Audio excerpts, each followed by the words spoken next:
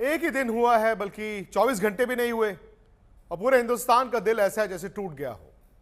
उम्मीद बहुत ज्यादा थी क्योंकि हमें लगा कि वो 12 साल का इंतजार खत्म हो जाएगा। 19 नवंबर नरेंद्र मोदी स्टेडियम में भारत ऑस्ट्रेलिया को धूल चटा देगा, लेकिन ऐसा हुआ नहीं। जो भी वजह रही, दिल बड़ा टूटा है। लेकिन क्या जरूरत थी आपको इस तरह की पिच बनाने की?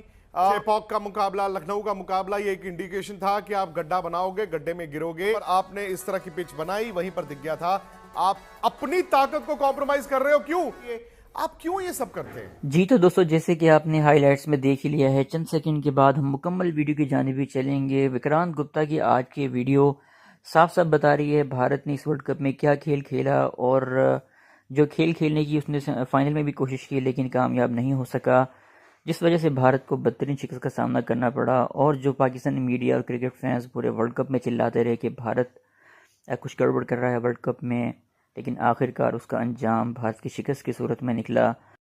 एक ही दिन हुआ है, बल्कि 24 घंटे भी नहीं हुए और पूरे हिंदुस्तान का दिल ऐसा है जैसे टूट गया। उम्मीद बहुत ज्यादा थी क्योंकि भारत की टीम जिस तरह खेलकर वर्ल्ड कप फाइनल में आई कि तीसरा वर्ल्ड कप भारत आ रहा है, बल्कि भारत में ही रह जाएगा।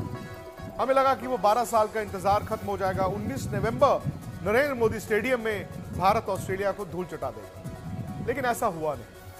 अब एक तरह से आप ये कह सकते हैं कि यार बेटर टीम जीती, जो टीम डिजर्व करती थी वो जीती। आप ये भी कह सकते हैं कि भारत की टीम ने 10 मैच बड़े जबरदस्त खेले, we are proud of the team. या फिर आप ये भी कह सकते हैं कि जब तक आप 100% जीत ना हो वर्ल्ड कप मिलता नहीं है। आप ये भी कह सकते हैं कि फाइनल में जरूर भारत गया, लेकिन वही पुरानी दिक्कत, वही पुरानी कमजोरी बार बार टीम के सामने आ जाती है। और इस टीम के लिए मतलब पिछले 10 साल से दिक्कतें क्या आ रही हैं कि 10 साल में भारत 5 आईसीसी फाइनल खेला है और सब एक तरफा हारा है। क्या ये स्किल पे बात आ जाती है, या फिर ये बात जो है साइकोलॉजिकल है? क्योंकि अगर इसी तरह हालात रहे तो भाई फिर अगला वर्ल्ड कप कब आएगा? क्या उसमें भी ऐसे ही होगा कि आप इतनी नजदीक जाएंगे, हाथ लगा के वापस आ जाएंगे? एक क्रिकेटर के नाते आपका दिल शायद फैन से ज्यादा टूटा हो, लेकिन ये हुआ क्या कल? तो सीखना पड़ेगा हमको कि कैसे किस तरीके से करें। बस एक स्टेप अवे रहते हैं। जिस तरीके से हम खेलते हैं 2014 में, मुझे याद है जब वर्ल्ड कप हम फाइनल हारे थे उधर श्रीलंका में, काफ़ी टाइम हताश रही थी हमारी टीम। उसके 2015 में हम वर्ल्ड कप जब गए थे खेलने उधर ऑस्ट्रेलिया, वहाँ पर हम 2015 में जब हारे उधर सेमीफाइनल से, मतलब बैक टू बैक हुआ काफ़ी उस टाइम पे। तो मुझे लगता है कि थोड़ा सा प्रेशर को हैंडल करना आना चाहिए प्लेयर्स को, और जो स्टेज में रहना है उसमें प्रेजेंट में रहना बहुत ज़रूरी है। कभी कभी हम टू फार अहेड सोचते हैं कि और पास में चले जाते हैं, पर आई एम श्योर कि वो सारे प्रोफेशनल एथलीट हैं, they know how to do their best. बजू ऐसा नहीं है कि आपकी 2011 की टीम पर दबाव नहीं था। आप 7 में तो पहले दौर में टीम हार गई थी, 3 में फाइनल खेल के हारी थी, लेकिन क्या हुआ कि वो जो दिक्कतें थी उसको आप लोगों ने मतलब उसको ठीक किया।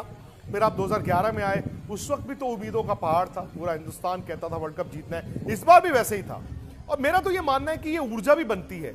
लेकिन आपको लगता है कि नॉकआउट गेम्स में जो पिछले 10 साल में चल रहा है, ये ऊर्जा की बजाय इतना दबाव लेकर आता है, खिलाड़ी उस दिन उठते हैं, एक डेस्परेशन होती है पूरे मुल्क को जीतना जीतना जीतना, और आप ज्यादा कोशिश करते हैं और ज्यादा कोशिश के चक्कर में आपके हाथ पैर फूल जाते हैं? देखिए, दो चीजें हो सकती है उसमें। एक तो दबाव जो है वो आपको या तो बेस्ट बनाता है या फिर थोड़ा आपको दबा देता है, तो आपका जो बेस्ट है वो निकल नहीं पाता है। तो हमने सर्टनली देखा है कि इंडिया टीम ने डोमिनेट किया पूरे इस वर्ल्ड कप में, किसी भी टीम को सामने खड़े नहीं होने दिया। बट जब फाइनल आया तो फिर वो बड़ा मैच, जब रोहित जब तक खेल रहे थे मुझे लगा नहीं कि टीम किसी भी तरीके से किसी दबाव में है, फाइनल तक पहुंचे हो। और वैसी ही उम्मीद थी कि ये टीम जो है निडर टीम है और ये जीतेगी, और ये सबसे बड़ा शायद मौका था। और ऑफ कोर्स हमसे ज़्यादा जो है वो प्लेयर निराश होंगे, प्लेयर के मन में बहुत दुख होगा, बहुत उदास होंगे। मैं समझ सकता हूँ उस फीलिंग को, बट आई बिलीव दैट कि ये शायद हमने ये बहुत बड़ा मौका जो है हमारे हाथ से जाने दिया। और नहीं, आपने प्रेशर की बात की, मैं तो ये कहता हूँ कि मैच वाला दिन तो छोड़ दीजिए, आपने मैच से पहले ही दबाव ले लिया ना। क्या जरूरत थी आपको इस तरह की पिच बनाने की? आपने, मुझे याद है जब पिच रिपोर्ट की आपने कहा पिच ड्राई नहीं है, very very very very dry है। भाई आमतौर पर तो आपको चाहिए होती अच्छी विकेटें अपने बैट्समैनों के लिए, आप क्यों ये सब करते हैं? थोड़ी ये ज्यादा ड्राई थी ये पिच। मैंने जब पिच रिपोर्ट करी थी तो मैं थोड़ा जब विकेट का रंग देखा था तो मुझे लगा था कि ये बहुत ज्यादा ड्राई पिच है और दरारें काफी ज्यादा थी। सरफेस जरूर उसका जो था वो कुछ जगह से हार्ड था, कुछ जगह से वो जो सॉफ्ट था, होलो था।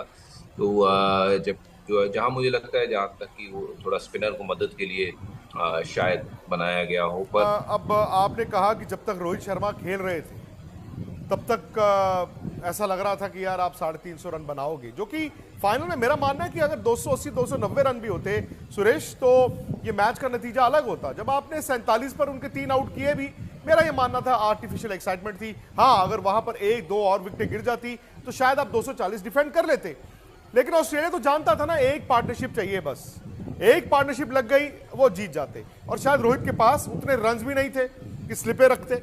जडेजा के 1-2 ऐसी गेंदें निकली जो स्लिप में कैच हो सकता था, बट स्लिप तो थी नहीं।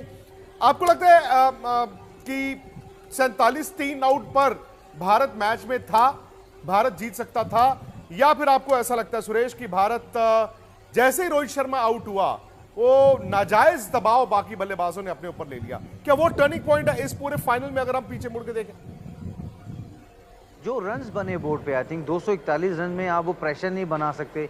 जिस तरीके से 80 पे 3 जरूर गिरे उनके, लेकिन जिस तरह से बैटिंग करी ऑस्ट्रेलियन बैट्समैन ने, जो प्रेशर हम बोलते हैं कि कामनेस को जिस तरह से हैंडल किया और जो रोटेट करे थे स्ट्राइक, आई थिंक वो सबसे हाईलाइट ऑफ द गेम मैं कहूँगा। कि जब हम बैटिंग करने आए तो we were playing lot of dot balls थी, है ना सुरेश की शायद स्किल आपकी पूरी टूर्नामेंट में जबरदस्त रही है, तो स्किल के कारण नहीं हुआ, शायद वो मानसिक, जैसे मैंने कहा ना, साइकोलॉजिकल है। जब आप बड़ा मैच बना लेते हैं और उस बड़े मैच में आपको फियर ऑफ फेलियर आपके ड्रेसिंग रूम के बाहर टंगा दिखता है। आप देखिए बज्जू, आप रोहित शर्मा जो बैटिंग कर रहे थे श्रेयस अय्यर के आउट होने के बाद कैसे एकदम दुकान बंद हो गई। आप देखिए पूरी पारी में भारत ने कुल मिलाकर सिर्फ 13 चौके मारे, सिर्फ 13 चौके 3 छक्के, मतलब 50 ओवर में 13 चौके और 3 छक्के इंडिया के। और 10 ओवर के बाद आपको जानकर बड़ी हैरानी होगी कि भारतीय टीम ने पूरा सिर्फ 3 चौके लगाए, सिर्फ 3 चौके, मतलब 4 चौके। मतलब आप देखिए, आपने दुकान ऐसी बंद कर दी कि 10 से 20 और 20 से 30, यानी कि उन 20 ओवरों में जहां केएल राहुल ने आके थोड़ा रन रेट गिराया और फिर विराट पे भी उसका दबाव दिखा, भारत ने सिर्फ 72 रन किए हैं भजन, सिर्फ 72 रन 20 ओवर में। और आप ऑस्ट्रेलिया स्पिनर्स की बात करें, 18 ओवरों में उन तीनों ने मिलकर सिर्फ 83 रन दिए हैं। अब इसकी जिम्मेदारी तो है ना, ये तो स्किल नहीं है। मुझे लगता है कि वहां पर आपका थोड़ा सा ना वो फियर ऑफ फेलियर दिखता है। अगर मैं आउट हो गया तो क्या होगा?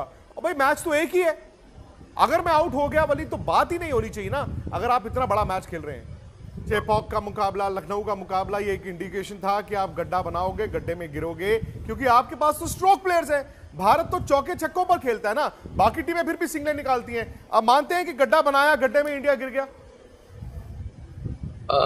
देखिए, अब वापस पीछे की तरफ देखेंगे तो बहुत बार हमने ये बात करी भी है कि इंडिया के पास ऐसी बल्लेबाजी, ऐसी गेंदबाजी है जो किसी भी पिच पे किसी भी टीम को हरा सकती है। यही आपने बोला ना कि सोच मैदान से पहले जहां पर आपने इस तरह की पिच बनाई वहीं पर दिख गया था।